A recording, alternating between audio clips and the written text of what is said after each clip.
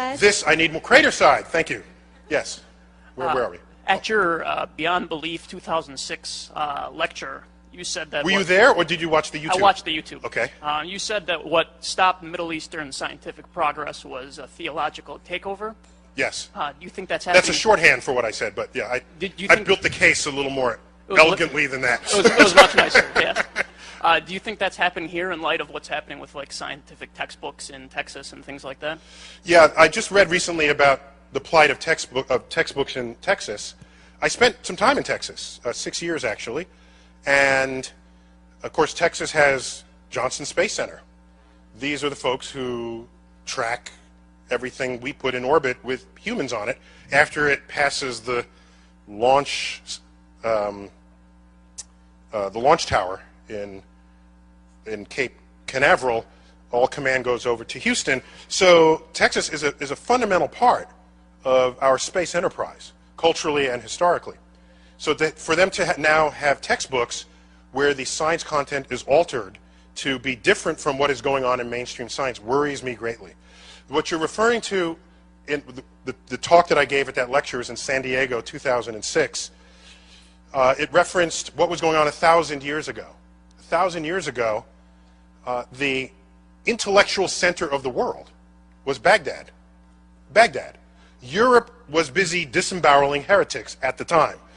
Baghdad was open to all thought at the time, between AD 800 and 1100, around there.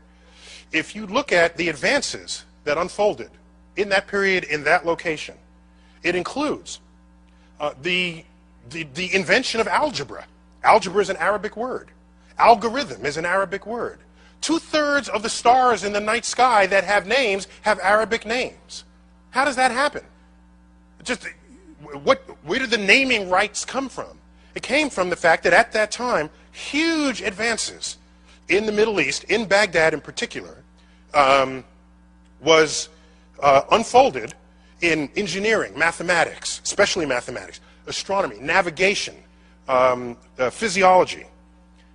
And you say, well, why is that so? If you look at what was going on, they were open to all lines of thought. Jews, Muslims, Christians. There were doubters back then. Today we would call them atheists. They would all come around a table and share ideas. If you have some philosophy that's got holes in it, someone's going to find it. And you're going to challenge you on those ideas. And what happens is the conversation ratchets up. You discard what doesn't work and you keep what does. And when you do that, you make discoveries, and you make discoveries rapidly. And at the time, that period drew to a close. If you read history books, they'll typically describe sort of the sacking of Baghdad. It was a bad time for the city. And they say, oh, it all came to an end.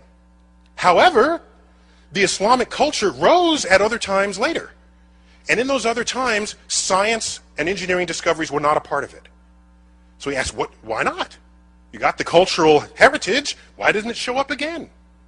And then you got to dig a little deeper from the sacking of Baghdad, and you find out there was a Muslim cleric, Al-Ghazali was his name, who was to Islam what St. Augustine was to Christianity. St. Augustine kind of laid out the rules for how to be a good Christian at the time. A lot of people were practicing it in their own way. He codified it. He was a religious scholar, figured it out according to his own read, told everybody how to behave. There's the book. You follow this, you're a good Christian. Al-Ghazali said, you follow this, you're a good Muslim.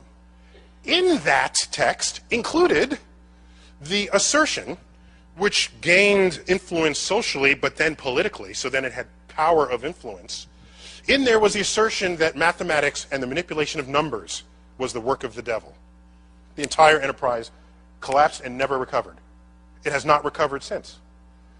If you look at the number of Muslims who have won the Nobel Prize in the sciences, it's 1. Number of Jews who have won the Nobel Prize? 1/4 of all Nobel Prizes in science have been won by Jews. How many Muslims in the world? 1.3 billion. How many Jews in the world? 15 million tops. So you look at what effect the culture of discovery and learning can have on what you discover about the natural world. It's extraordinary. So just because you're making discoveries doesn't mean it's forever. And I look at the 20th century in America as a period of great discovery. And then I see forces now operating against it. And then I look at the history of the consequences of this, and I see America just simply fading into insignificance. No, it's not off of a cliff. It's just a slope. And every next day you're a little bit further down on the slope. You barely notice it, right? Until one day you can't see over the hill that you just came from. And then you try to make do with what you have down here, and then you find out it's the rest of the world making the inventions and not you.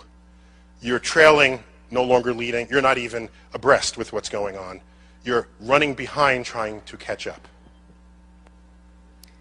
Have a nice day. Yes. We've got a question right here. Another question, yes.